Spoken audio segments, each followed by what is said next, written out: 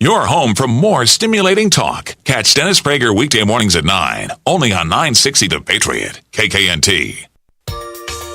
Now, on 960 The Patriot, KKNT, it's the Middle East Radio Forum. Your chance to talk live about the turmoil in the Middle East. To get in touch with our guest, you can call in live right now at 602-508-0960. That's 508-0960. Now your host for the Middle East Radio Forum, attorney William J. Wolf. Good afternoon in the United States and good evening in Europe and the Middle East. My name is William Wolf, your host for the noon hour every Sunday here on 960 The Patriot. I thank you for listening and look forward to your telephone calls with any comments or questions during the show. This show is available anywhere in the world on the internet. The internet address is kknt960.com. That's kknt960.com. Tell your friends, relatives, or anybody else you think might be interested about this show. We will also pay for your call if you are not in the local Phoenix area. The toll-free number is 888-960-9696. That's 888-960-9696. Today, for my random thoughts, I have a special treat. I have in studio author Devin Sper. Good afternoon, Mr. Sper. Hi, nice to be here. Okay, in your new book, The Future of Israel, which apparently is coming out in November, you offer a timely examination of Israel's current crisis. You describe yourself as a scholar and a passionate Zionist. Is that correct? Yes, that's true. Okay, in the book, you ask why a nation possessing a formidable military industry, second only to the United States in terms of arms technology, and not to mention the most advanced economy and powerful military in its region, has failed to safeguard Israel's peaceful existence. Devin, may I call you Devin? Yes, please. Devin, can you please explain why pursuing the peace process is not in Israel's interest? Well, if we think back to the origin of the peace process, it was based on the premise of land for peace. The idea was that Israel was supposed to give away pieces of her land in exchange for which she was supposed to get peace. Now, Israel did give away land, but she never received peace. On the contrary, she received an increasing reign of Arab terror. To mask this stark failure, the advocates of peace process decided to stop calling it land for peace and referred to it instead as a peace process. Israel was supposed to give up more and more of her land, no longer in exchange for peace, but in exchange for a process. And what does this process consist of? Well, of Israel giving up more land, of course. So this is a circular argument. Now, I'm not against peace. We're all in favor of peace. But peace and peace process are not the same thing. I think an obvious question would be, Devin, what about the peace treaty with Egypt? What about the peace treaty with the country of Jordan? What's your response to that? I was not in favor of the peace treaty with Egypt because it was based on the premise that a wrong had been done to the Arab side. And although it has held for some years, it is held, I believe, only because the Egyptian side is weaker, and not on the day that it is in their interest and they feel the ability to violate it, they will do so. Real peace cannot be based on lies. Real peace has to be based on a real change of heart. Since the Egyptians were never forced to examine their role in attempting genocide against the Jews of Israel and their responsibility for the conflict, it's not a true peace, and it will not stand the test of time. All right, what's your comment about the country of Jordan? The peace with Jordan is somewhat more defensible, although there was a part of the Negev that was given up for, in my opinion, no reason. Again, though, the same principle applies. Unless the Jordanians were forced to acknowledge their responsibility for the conflict in the first place, you don't have real peace. And in the unstable Middle East, that sort of semi-peace will not last the test of time.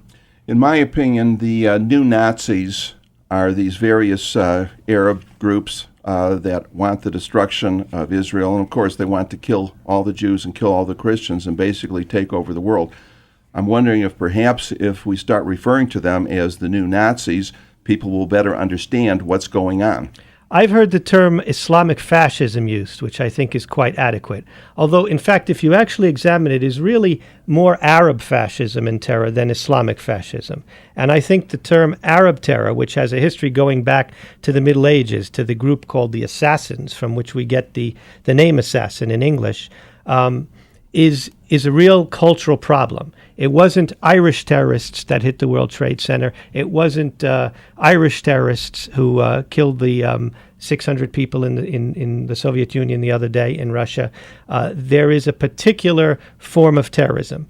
And I think President Bush is making a mistake in not calling it by its name.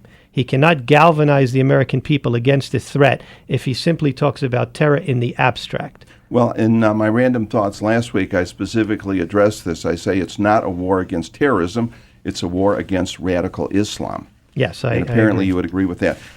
Devin, can you stay during the show? Because we may be getting some calls directed to you. I'd be delighted. That'd be all right.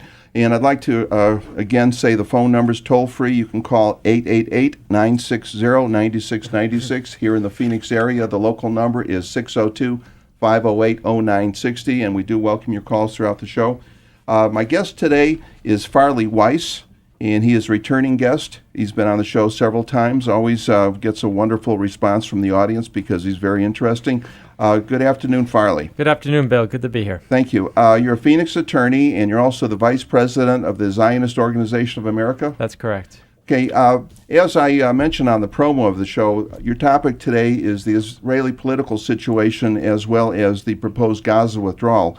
Before we get to the topic at hand, however, could you comment, please, on the Beersheba terrorist attacks and the Israeli response in attacking a Hamas training ground in Gaza? Yes, I think this is just brings right to the forefront of how Israel is treated so differently from everyone else in the world.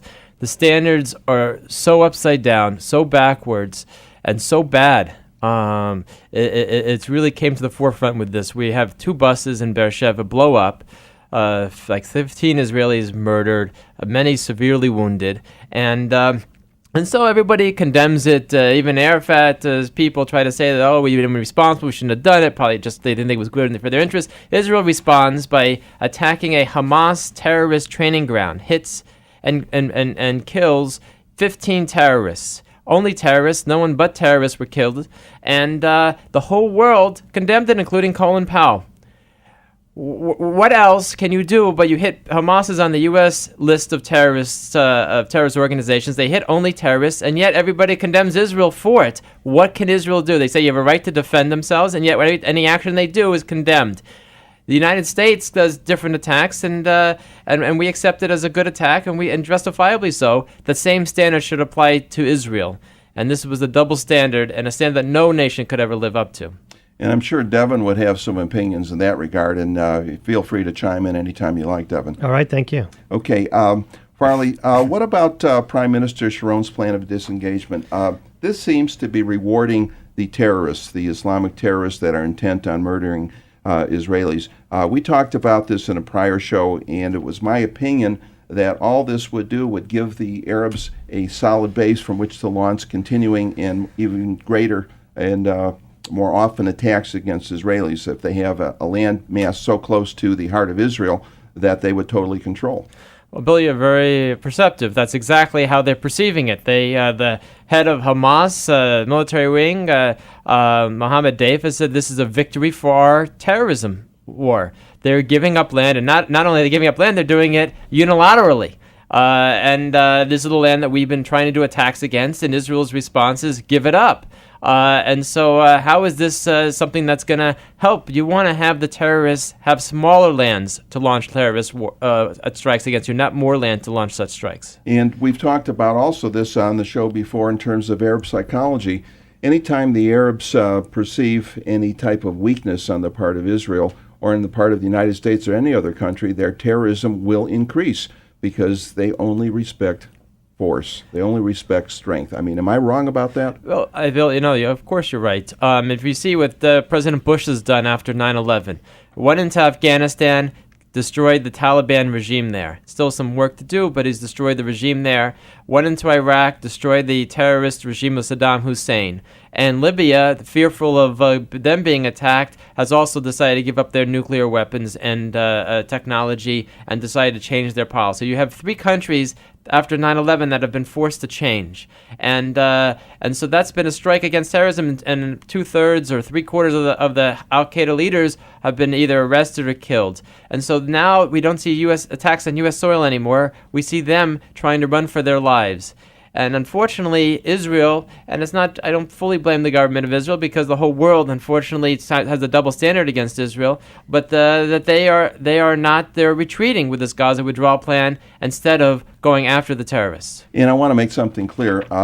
We're not certainly talking about all Arabs. We're talking about the terrorist groups that are bent on the destruction of Israel. So if I happen to just use the word Arab, please understand I don't mean to include all Arabs. I'm talking about the Arabs that are terrorists, that are interested in the destruction of Israel, that are willing to send their children in to blow themselves up just because they can kill Israelis. I'm also talking the ones that danced in the streets after 9/11 and after any major attack that kills successfully Israelis, the ones that dance in the street. Those are the ones I'm talking about. I'm certainly not talking about all Israelis.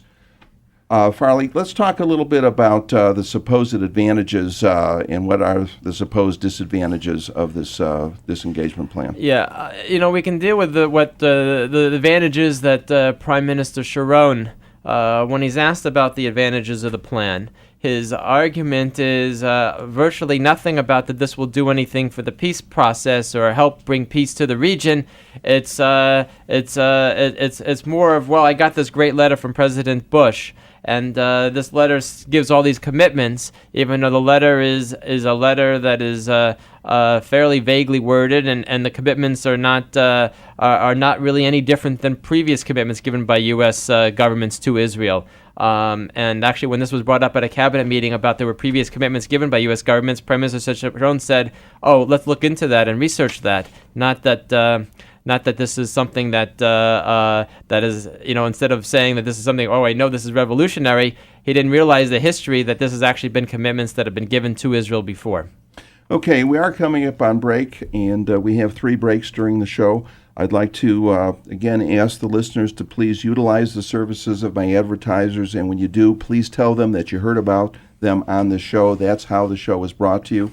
This program is also brought to you by Bethel Congregation, 1118 West Glendale in Phoenix, where a warm Shabbat experience is waiting for you every Saturday morning at 9 o'clock. If you'd like to contact me, my email address is radioforum, radioforum, at AOL.com. That's radioforum at AOL.com. Again, the email address, tell people out of state about it, kknt960.com. That's kknt960.com. Please stay with us. We'll be right back after the break. Fire in the sky, colors flying through. 960 The Patriot, KKNT. Start this year right with a well-trusted accounting firm here in the Valley, Nelson & Robles PC, certified public accountants in the Valley since 1977.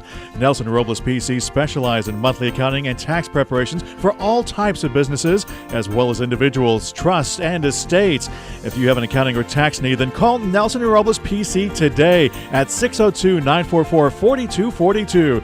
That's Nelson & Robles PC, a trusted Valley accounting firm since 1977. 602-944-4242. Call today. Here's a number we hope you never need to use, 602-625-4785. Now, here's an address we hope you never need to visit, 5307 West Glendale Avenue. That phone number and address you just heard belong to Diamondback Collision Center. Nobody wants to have to repair a damaged vehicle, but it happens. It happens all the time here in Phoenix. So if it does to you, now you know where to take your vehicle. Diamondback Collision Center's 53rd Avenue in Glendale. They offer the customers free estimates, free towing, and warrant the paint jobs for as long as you own your vehicle, and they've been doing it all expertly for over 25 years. An accident is frustrating. Getting it fixed need not be. Write down that name and number, Diamondback Collision Centers, 623-915-4785. Whenever I pass the corner of 7th Street in Maryland, it's hard to resist making a quick stop at the Maryland Deli and Mini Mart. If I need a cup of coffee, it's always fresh. If I'm in the mood for iced tea, they serve the best China Mist. If I'm hungry, they make the freshest deli sandwiches around with boar's head meats, of course. For a quick treat, they've got Ben & Jerry's ice cream. Need gas? Use your Shell card or their ATM. Open 7 days a week from 5 to 11. The place is always clean and attractive. Seems like there are mini marts on every corner, but there's only one Maryland Deli and Mini Mart, corner of 7th Street in Maryland. This is William J. Wolf. Thanks for listening to Middle East Radio Forum. My weekday job is a personal injury attorney. I have been in practice since 1971, and I invite you to call me if you need the services of a personal injury attorney. My local number is 602-279-1914, or you can call me toll-free at 1-800-WOLF-LAW. There is never a charge for the initial consultation. That's 602-279-1914. Estate planning. It's something you know in the back of your mind that you ought to be doing, but you just haven't gotten around to it yet, right? Well, maybe it's because you aren't quite sure what estate planning is really all about, or maybe you don't know where to turn for advice. Well, here's a suggestion. Make a call to Carmen Cercone of the Householder Group. His specialty is trust planning with an emphasis on estate preservation and tax reduction, and he's been doing it successfully in the Valley for over 24 years. Let Carmen Cercone put that kind of experience to work for you. Right now, he's offering a complimentary estate and retirement analysis just for calling him at 480-556-9600. That's 480-556-9600. For greater convenience, Mr. Cercone's offices at 7th Street in Missouri and Phoenix, and at 87th and Via Ventura at the 101 in Scottsdale. Call for your complimentary appointment first thing tomorrow at 480-556-9600. Mr. Cercone is a registered representative offering securities through Sun America Securities, a member NASD SIP. This is 960 The Patriot, KKNT. You're locked into the Middle East Radio Forum, live on 960 The Patriot, KKNT. To get in touch with our guests, call in live right now at 602-508-0960. That's 508-0960. Now, back to your host, Attorney William J. Wolf. Welcome back to Middle East Radio Forum. My name is William Wolf. I have a special show today. I have two guests in studio, Devin Sper, who has written an important book on the future of Israel, and returning guest, Farley Weiss. Devin, can you briefly tell us how somebody can obtain a copy of your book? I realize it's not available yet, but that'll be remedied, I guess, in November. Yes, it'll be out November 1st, but you can already order it with a special pre-publication order at www.thefutureofisrael.net. Not .com, but .net. Okay, excellent. And I'll again give the long-distance phone number. If you'd like to participate in the show from out of the Phoenix area, that's 888-960-9696. And again, the web address is kknt960.com. The show is available everywhere. Before we get back to Farley, I always try to take the calls right away. Let's take the first long-distance call first. Michael calling from Arcata, California. You're on the air with Farley Weiss. Go ahead, please. What I wanted to talk about and ask about is the long-term result of the invasion and occupation of Iraq. What I think is likely to happen is that eventually the U.S. will withdraw, and the government that's going to be in Iraq is going to be a radical Islamic government that's going to be even more hostile to Israel and more dangerous to Israel than Saddam Hussein was. I just wondered what Farley thinks the result is going to be there, long-term. Yeah, I really disagree. It's I tell people there's always this argument: it's better the devil you know, or is it better to get rid of the devil? And I think if you know the person's a devil, it's better to get rid of them, because the person who replaces him will be less likely to do the same policies because they don't want to be gotten rid of.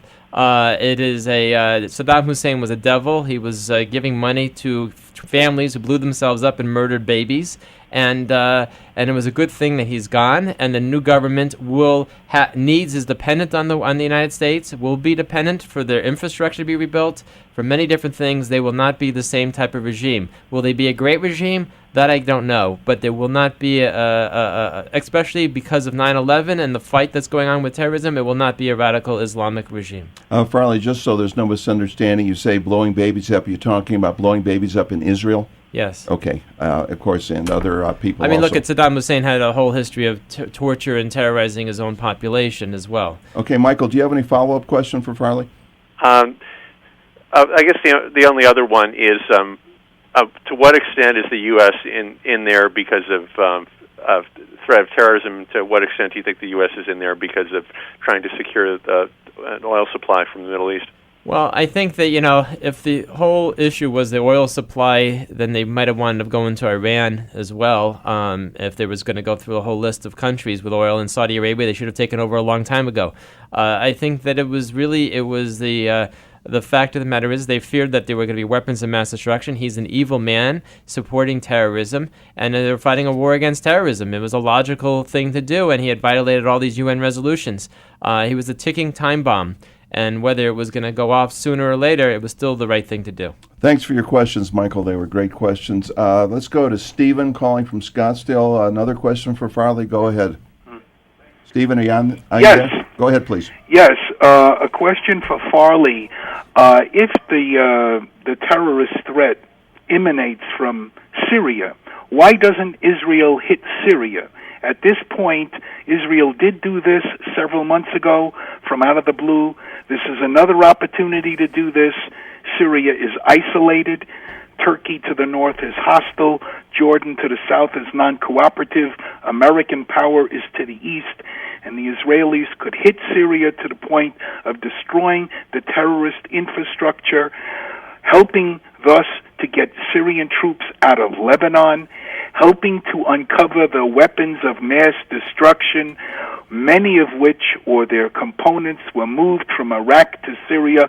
A lot of good can come. Why doesn't Israel, perhaps together with the United States, coordinate such a strategy? And just to amplify what you're saying, Stephen, it's my understanding that Syria has completely taken over Lebanon for a couple of decades now. So if there is an occupation in the Middle East, it's Syria occupying Lebanon. But go ahead, Farley. Steve, I think that you're right that Israel should do it. I think the reason why they aren't doing it is because they want to wait till after the U.S. elections.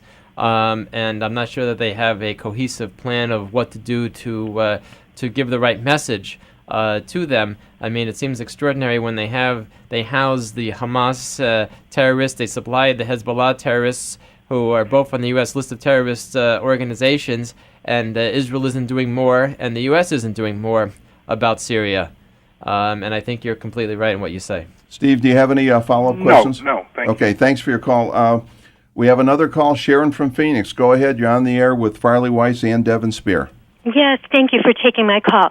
My question is along the lines that you're on now, which is, why doesn't Israel, for example, these 15 terrorists that were taken out during these military maneuvers the other day, why then is there such a long time? Why doesn't Israel, let's say, stay on the offense and try to hit more targets there in Gaza? Or, rather than, it almost seems like then there's quiet for a while, and I'm just wondering, is there a reason for that? Well, I think, Sharon, you're very perceptive. I mean, the what you say is what should happen. When this last Beersheba bombing hit, you read the newspapers and they say that, well, the Sharon government decided to stop going after Hamas leaders for the last several months, and maybe they should start up again. It's like, wait a minute, why'd you stop? Mm-hmm. The fight against terrorism needs to be relentless, right? And they should be doing this nonstop. And if they knew about these camps, they should have gone after them, and they should have killed more than 15. Quite frankly. Okay, Devin, you have a comment? Yes, I'd just like to add to what Farley said. I believe the reason that they don't do that is that victory is not their goal. It should be, but it's not their goal. Their goal is to resume a false peace process, and therefore they are minimizing the casualties to what we consider the enemy, but what the government of Israel apparently considers their partner. And without that partner, they don't know with whom they would negotiate. Sharon, do you have any follow-up questions? Well, I guess it just sounds frustrating because it seems to me that the mentality is such that they will never be a partner with Israel.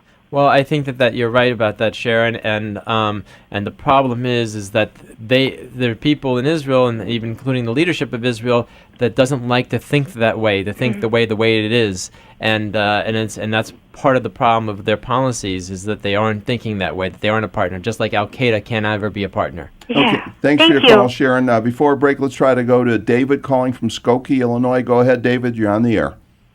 Yeah, I have. Speak up, please. Yes, I have a two-part question. First of all, under what condition would the guests agree that Israel could withdraw from land? What would have to happen? And the second part is, as far as the Gaza Strip is concerned, how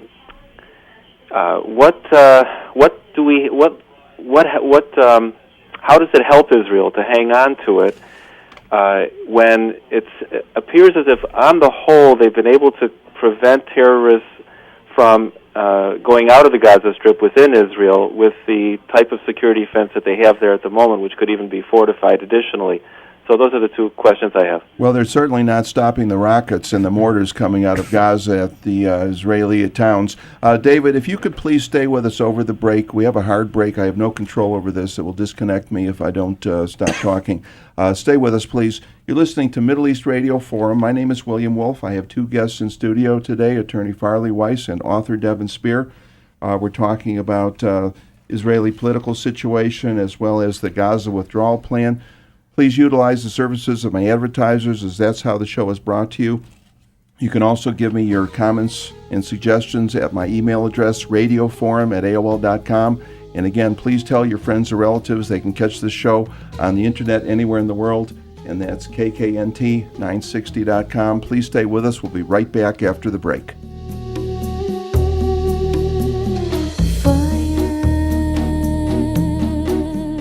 in the sky, colors flying through. 960 The Patriot, KKNT. 1 out of every 2 Americans over 50 will require long-term care. At age 65, the risk goes up to 6 out of 10 Americans. The average cost for a skilled care facility is $55,000 a year. Home health care can cost up to $300 a day. Bottom line, long-term care can thoroughly disrupt your retirement and turn your dreams into a disaster. You need the advice and expertise of MAGA Limited. MAGA Limited specializes in educating consumers about long-term care planning. It's widely recognized for its expertise. One example, nationally acclaimed financial specialist Terry Savage from CNBC calls MAGA Limited her advisor on long-term care. Don't put off long-term care planning any longer. Those numbers just quoted aren't going to get any better. Call Jay Zandel first thing Monday morning at 602-723-9300. 602-723-9300. Make sure you work with MAGA Limited. Long-term care planning is all they do. Call 602-723-9300. For those of you who savor a taste of the Middle East, you'll be happy to know that all the flavors and all the savory aromas of traditional Israeli home cooking can now be found right here in the Valley at Sabuti Israeli Restaurant, corner of University and Hardy in Tempe. At Sabuti Israeli Restaurant, you'll enjoy all your favorites, including falafel, shawarma, hummus, kebabs, and chicken schnitzel. Sabuti also features a variety of vegetarian specials. Stop by for lunch or dinner and say hi to the owner, Danny. Then sit down to an unforgettable dining experience you'll want to enjoy again and again. By the way, be sure to bring along family or friends because Sabuti Israeli Restaurant is something that's too good to keep to yourself. For lunch and dinner, Monday through Saturday, it's Sabuti Israeli Restaurant, southeast corner of University and Hardy in Tempe. Let me tell you about a sushi restaurant right here in Phoenix that you just have to visit. It's Sushi Q, featuring an amazing variety of fresh fish and seafood items, along with chicken and vegetarian specials. There's something for everyone at Sushi Q, including their new all-you-can-eat sushi and roll special, just $19.95 a person. Open for lunch and dinner, call Sushi Q for carryout at 602-943-2899. Sushi Q, well worth a visit to 8841 North 19th Avenue, just south of Dunlap. Sushi Q, where the food is always fresh. This is William J. Wolf. Thanks for listening to Middle East Radio Forum. My weekday job is a personal injury attorney. I have been in practice since 1971, and I invite you to call me if you need the services of a personal injury attorney. My local number is 602-279-1914, or you can call me toll-free at 1-800-WOLF-LAW. There is never a charge for the initial consultation. That's 602-279-1914. Dave and Marion of Magical Destinations Travel. When the sheriff tells you to get out of town by sundown, you know who to call. So whether you are on the lam or just traveling for business or pleasure, call Dave or Marion at Magical Destinations Travel. 602-942-2656. That's 602-942-2656. Bill Joseph is a young entrepreneur who started his own charter airline several years ago. He had 4 twin-engine airplanes that kept busy flying tourists from Florida to the Caribbean. Then 9/11 struck. The Twin Towers fell, and so did Bill's airline business. You may be surprised to find out how Bill has chosen to rebuild his financial empire. Hi, how in the world are you anyway? This is Andy Willoughby speaking for the 3-Step Plan Home-Based Business System. Today, Bill is working from home with the 3-Step Plan. He has just as much financial opportunity, almost no money invested, and the time freedom to be with his family. For information on the 3-Step Plan, call toll-free at 888-366-5258. Whether you want to build a financial empire or just make some extra money, the 3-Step Plan may be for you. Housewives and CEOs are calling 888-366-5258. 5258. From around the world to around your corner, we're covering the news you need right here on 960 The Patriot, KKNT. You're locked into the Middle East radio form, live on 960 The Patriot, KKNT. To get in touch with our guest, call in live right now at 602-508-0960. That's 508-0960. Now, back to your host, Attorney William J. Wolf. Welcome back to Middle East Radio Forum. My name is William Wolf. As you probably already know, I'm here for the noon hour every Sunday here on KKNT960.com. And, of course, you have to adjust the time if you're listening on the Internet. This would be 2 o'clock in Chicago, 3 o'clock on the East Coast, and 10 o'clock in the evening in Israel. Since we are available on the Internet, you can listen anywhere you like. And, again, that's KKNT960.com. Pull up the website, and you can listen. My guests in studio today are returning guest, Attorney Farley Weiss, and Devin Sper, an author of an important book on the future of Israel. And we have David Holding on the line from Skokie, Illinois. David, you were asking about land for peace. How exactly did you phrase that question, please?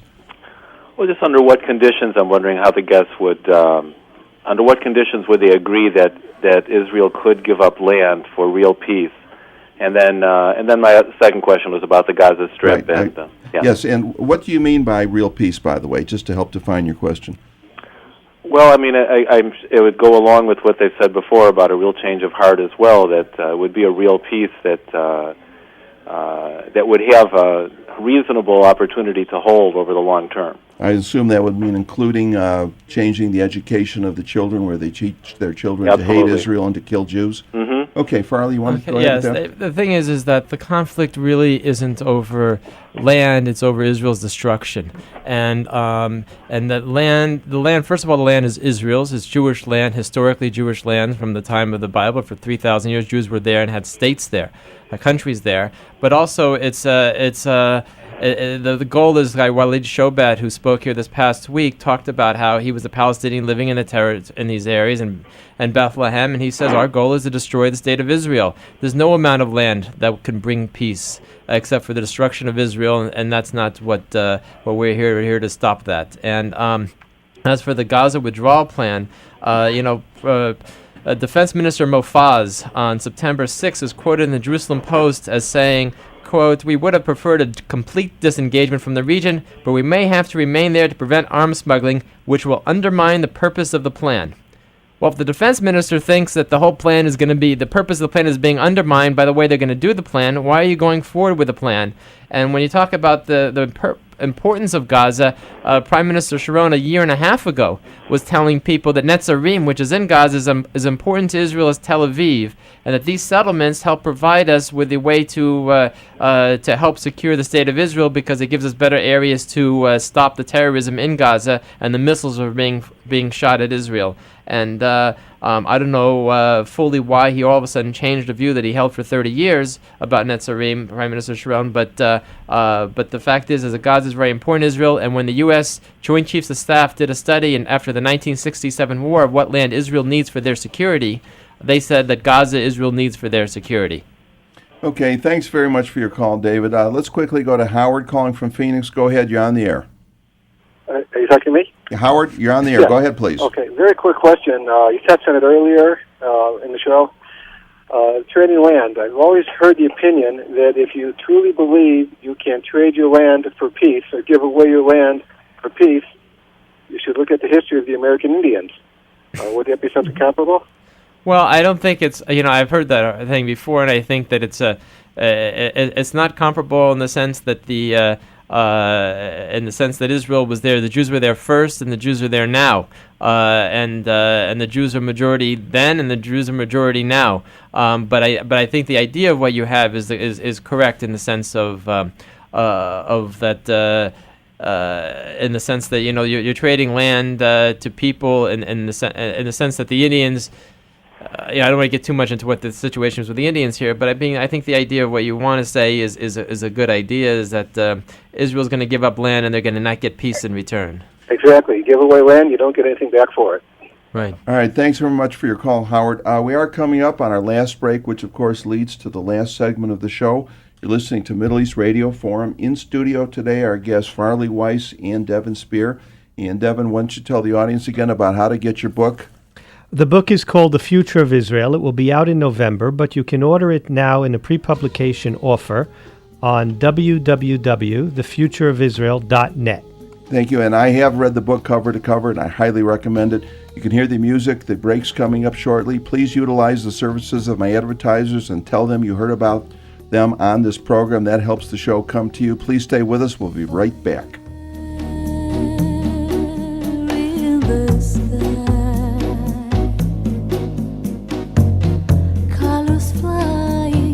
960 The Patriot, KKNT. Buying a home or ready to sell? Grab the phone or pick up your cell. 602-980-7253. That's 602-980-SALE. Roland Scherer is a realtor with RE/MAX Excalibur and has lived here in the Valley of the Sun since 1957. His clients love his service. Just ask them. If you have questions about real estate, the Valley, or if you lived here a long time and just want to talk about the good old days, give Roland Scherer a call today. That's 602-980-7253. 602-980-SALE. My friends, we all hope we'll never need the services of an attorney. Sometimes, of course, we don't have a choice. This is Dennis Prager here to tell you about William J. Wolfe, attorney at law. William J. Wolfe's practice is limited to injury and wrongful death claims, and although he's been in practice for over 31 years, he is not part of some huge impersonal law firm. To the contrary, when you call William J. Wolfe, that's who you get. This means you also get very personal service. Over the years, William J. Wolfe has successfully taken on many cases that other lawyers have turned down. Now you get the benefit of all that experience. There is absolutely no charge for initial consultation. As I said, we all hope we never need an injury attorney, but if you do, you want one with a lot of experience and one who will handle your case personally. That would be William J. Wolfe, offices at 1121 East Missouri. Hours to fit your schedule. His number, 602-279-1914, 602-279-1914, outside the Phoenix metro area, 1-800-WOLF-LAW. Whenever I pass the corner of 7th Street in Maryland, it's hard to resist making a quick stop at the Maryland Deli and Mini Mart. If I need a cup of coffee, it's always fresh. If I'm in the mood for iced tea, they serve the best China Mist. If I'm hungry, they make the freshest deli sandwiches around with boar's head meats, of course. For a quick treat, they've got Ben & Jerry's ice cream. Need gas? Use your Shell card or their ATM. Open 7 days a week from 5 to 11. The place is always clean and attractive. Seems like there are mini marts on every corner, but there's only one Maryland Deli and Mini Mart, corner of 7th Street in Maryland. Here's a number we hope you never need to use, 602-625-4785. Now, here's an address we hope you never need to visit, 5307 West Glendale Avenue. That phone number and address you just heard belong to Diamondback Collision Center. Nobody wants to have to repair a damaged vehicle, but it happens. It happens all the time here in Phoenix. So if it does to you, now you know where to take your vehicle. Diamondback Collision Center's 53rd Avenue in Glendale. They offer the customers free estimates, free towing, and warrant the paint jobs for as long as you own your vehicle, and they've been doing it all expertly for over 25 years. An accident is frustrating. Getting it fixed need not be. Write down that name and number, Diamondback Collision Centers, 623-915-4785. No matter where you are in the world, if you have an internet connection, you can always take 960 The Patriot with you. Log on to kknt960.com for local and national news, weather anywhere in the world, and updates on Patriot radio personality appearances. kknt960.com. Write it down. Take it with you anywhere in the world. Sponsored in part by Steiner's Amish Furniture on Proud supporters of our men and women fighting for our freedom. This is 960 The Patriot, KKNT. You're locked into the Middle East Radio Forum, live on 960 The Patriot KKNT. To get in touch with our guest, call in live right now at 602-508-0960. That's 508-0960. Now, back to your host, Attorney William J. Wolf. Welcome back to the last segment of Middle East Radio Forum. And of course, that's just the last segment today. We will be on again next Sunday, as always. In studio, I have guests Attorney Farley Weiss and author Devin Sper. We've been talking about the Israeli political situation and the proposed Gaza withdrawal. Before we get back to our guests, we do have a long-distance call. Lenore calling from Chicago. Please go ahead. You're on the air. I was wondering, what could we do as Americans living here in the United States? Who could we write to? Who do we put pressures on? What can we do to further the goal of protecting Israel's land and to stop terrorism? I know it's a broad question, but you feel kind of helpless when you're so far away from the situation. There must be something that we can do to put some pressure if it was applied. Okay, well, before I get to my guests, one thing you can do is you can tell people out of state, across the world, about the show, because they are able to listen now on the internet. The show is specifically designed to educate people as to the true situation in Israel and the Middle East and what can be done and what is going on there. But go ahead, Farley. Yeah, Lenore, I mean, the easiest thing to be able to do is what, you're in the situation of what you're capable of doing, which is go to your newspaper. I think the Chicago Sun-Times, is notoriously not good on Israel, and try to talk with the reporters who write the articles and try to meet with them and discuss the issues with them. I was able to talk with a reporter at the Phoenix Gazette and got him to stop writing anti-Israel articles when I helped to teach him about the situation better. And writing letters to the editor is helpful, but it doesn't stop the continuation of the articles. You need to try to meet with these people, and generally, if they're not anti-Semitic, you can get to them and show them the facts of the situation in which they've been misinformed about and get them to change, and that can be a significant contribution. Lorna, that's a great question. I think that's very important. Thank you very much for calling. Let's go now to Mark calling from Scottsdale. Go ahead. You're on the air. Yeah, hi. How you doing? Great program. Great. Can you speak up, please, so sure. we can all hear you? How's that? That's perfect. Terrorism is an investment. It's being funded by a lot of countries around the world. China, Soviet Union, and by the way, even the U.S. For example, Yasser Arafat, look at his budget. Look where that money comes to fund his budget. How are we going to get at these countries and at the funding of these terrorist groups? And I might say again, this is something you probably want to buckle your seatbelt. The U.S. is funding much of it. For example, we created the Taliban. Now let's go on and say, how are we going to stop funding terrorism, putting the dollars into their pockets, the rubles, the yen, the whatever? Well, Mark, it's a very good question. I think there's different amounts, but as I heard, it's up to $215 million a year the United States gives Yasser Arafat. Yes. And there's a bill in Congress right now that Congressman Jeff Flake from your district has put in with at least 15 co-sponsors to cut off all aid to Arafat until he transfers the Palestinian terrorists who murdered the 3 Americans on October 15th of last year. And if you can call and get other people to call and talk to congressmen around the country and get them to start supporting in this bill and get this bill to become law. How can we give money to an organization, to people who are giving safe haven to terrorists who murder Americans? We're supposed to, as President Bush said after 9/11, we're going to treat those regimes in those areas that give safe haven to terrorists and the terrorists themselves as equally morally culpable. That's just talk on his part. I'm sorry. But you may need to help the legislators. See, you maybe can't convince the president right now, but you can get the legislators and convince the legislators to take action, and they control the money. Good point. Thank you. That's something that everybody who has any interest in helping the situation needs to do. If you sit on the sidelines, you can be sure that your voice is not going to be heard. If you get involved, just maybe something will happen. But the important thing is get involved and try to do something. You know what you need to do, so go ahead and start doing it. Thanks very much for your call, Mark. All right, let's go on to our subject. Farley, I'm really curious. Why is it that Prime Minister Sharon has lost his majority government in Israel because of the disengagement plan? I mean, is he that out of touch with his own government? Well, it's a kind of an extraordinary thing where the person, Prime Minister Sharon, won the biggest landslide that the Likud party has ever won, and it was a party that won, really not him personally, in the last election, in which their party won 38 seats and then merged with another party for 40 seats, and the Labor Party won 19 seats, which was their worst showing in Israel's history, the biggest margin of victory ever.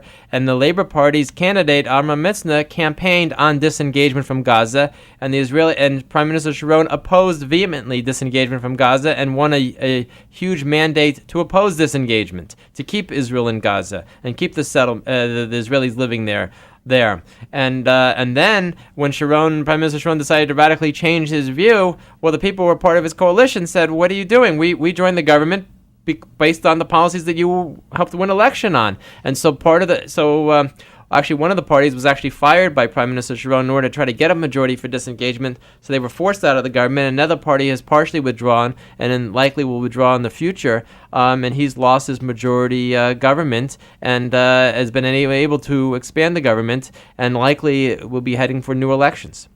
Mark, anything further? Okay, I think we've lost Mark. Mark, thank you very much for the call. Farley, let's talk about new elections in Israel. Are they likely, and what would be the logical outcome? Yeah, see, Israel, unlike the United States, is a parliamentary system that new elections could come at almost at any time once the government loses its majority, and so that can happen much sooner than when the next ones are scheduled, which is November of 2006.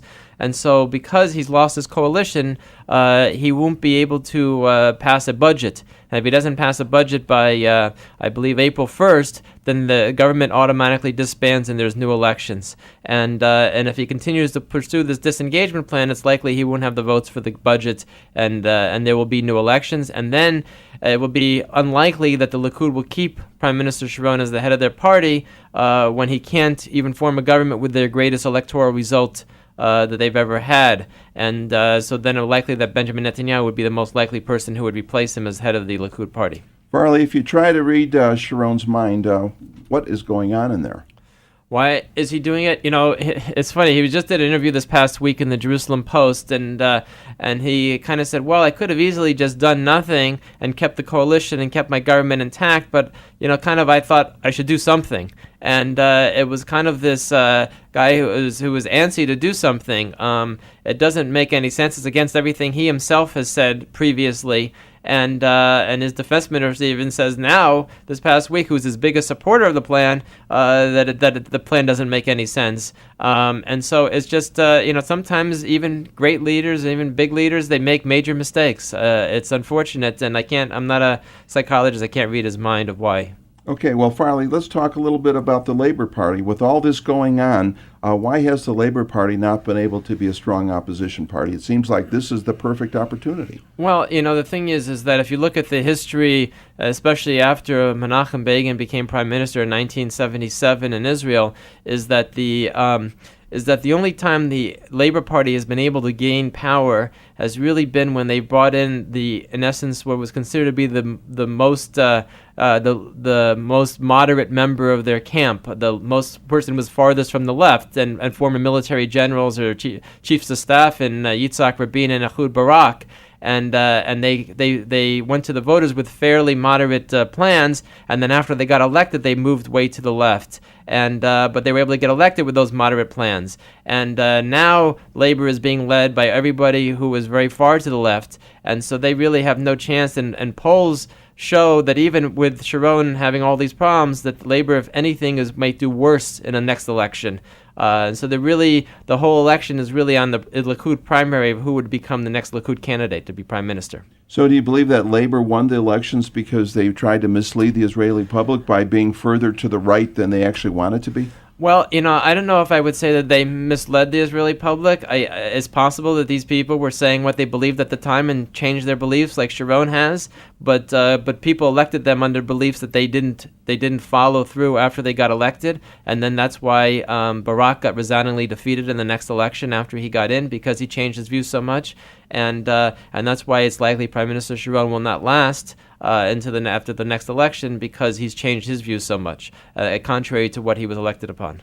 So therefore, you don't believe that Sharon will last. Well, if not, who do you believe will be replacing him? I think it's likely that his finance minister, former Prime Minister Netanyahu, would likely replace him. He's been very lukewarm about the disengagement plan. Has pretty much said he wouldn't do it if he was in power, and so he's the most popular in the Likud, and so it's very likely that he would be the one who would replace him as the prime minister. Well, can you talk a little bit about Netanyahu when he was prime minister? He apparently wasn't very successful. No, he wasn't very successful, and he's even admitted that the Y Accords that he signed were a mistake, and he admitted other mistakes that he made as prime minister, and he's trying to say that he feels like he's learned more. It's unclear that whether that would be a tremendous improvement, but the fact of the matter is that the one thing that he probably would want is try to stay in power longer this time, and that would mean not changing his policies from what he got elected upon, which is what has cost former Prime Minister Barak and what is now costing Prime Minister Sharon his power. Well, what has Netanyahu said he would do? I mean, has he come out publicly what he would do if he became prime minister again? Well, in the cabinet discussions of things that have been released to the press, he clearly has pushed for a harder line to destroy the terrorist infrastructure and to take a tougher approach than the Prime Minister Sharon has been taking. And clearly his economic policies have moved Israel much more into the 21st century, into capitalism, and has improved the Israeli economy substantially, even though not everyone yet, but it has really made significant improvements in stopping the crazy strikes that they've had in Israel. Of course, if you don't have security, the economic situation kind of becomes secondary, because if you have your men, women, and children constantly being killed and maimed, it's kind of hard to think about economics. I think, Bill, is that I have to say about it is that people ask me and say, well, how can you stop terrorism?